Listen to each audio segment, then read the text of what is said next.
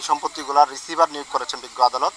বিজ্ঞ আদালত এই সাভানা পার্কটি দেখাশোনার জন্য জেলা প্রশাসক মহোদয়কে নির্বাচন করেছেন এবং পুকুর যেগুলো আছে সেগুলা জেলা মৎস্য কর্মকর্তা এবং যে জমিগুলো চাষের জমি আছে সেগুলা আপনার কৃষি কর্মকর্তাকে নিযুক্ত করেছেন।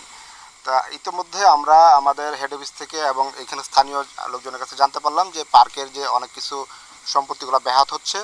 তৎপ্রেক্ষিতে আমরা সরেজমিনে পরিদর্শনের জন্য আসলাম এবং তথ্য অনুযায়ী প্রবেশ করে দেখলাম যে এখানে মাছ উত্তোলন করা হচ্ছে, চুরি হচ্ছিল মাছগুলা। তা আমরা সেই মাছ চুরিগুলা বন্ধ করার জন্য মাছগুলা জব্দ করি। কোন সূত্রে খবর পেয়ে এখানে আসি, এসে দেখি যে ভিতরে মাছ উত্তোলন করা হচ্ছে।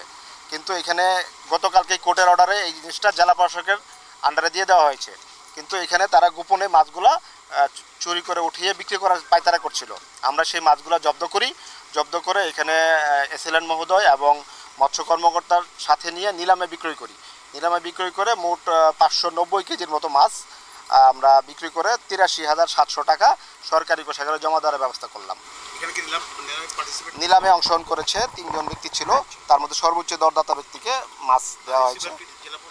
রিসিভার জেলা প্রশাসক, ওনাকে আমরা তথ্যটা জানিয়ে দিব। এখন ডিসি মহোদয়ের নির্দেশনা মোতাবেক এটা চলবে। এই মুহূর্তে সাময়িক বন্ধ রয়েছে। ডিসি মহোদয় তার অধীনস্থ কর্মচারীদেরকে দিয়ে এটা কিভাবে চালাবেন উনি দিক নির্দেশনা দেবেন পরবর্তীতে। মানে আপাতত বন্ধ থাকবে?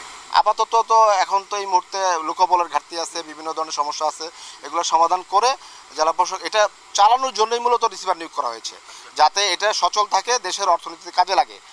আমাদের যে দেশের অর্থনীতি যেন ক্ষতিগ্রস্ত না হয়, এটা যেন ইকোনমিতে ভূমিকা রাখতে পারে, তার জন্যই মূলত রিসিভার নিয়োগ করা। এখানকার যত আয় আছে সেটা সব একটা অ্যাকাউন্ট থাকবে, সেই অ্যাকাউন্টে জমা হবে।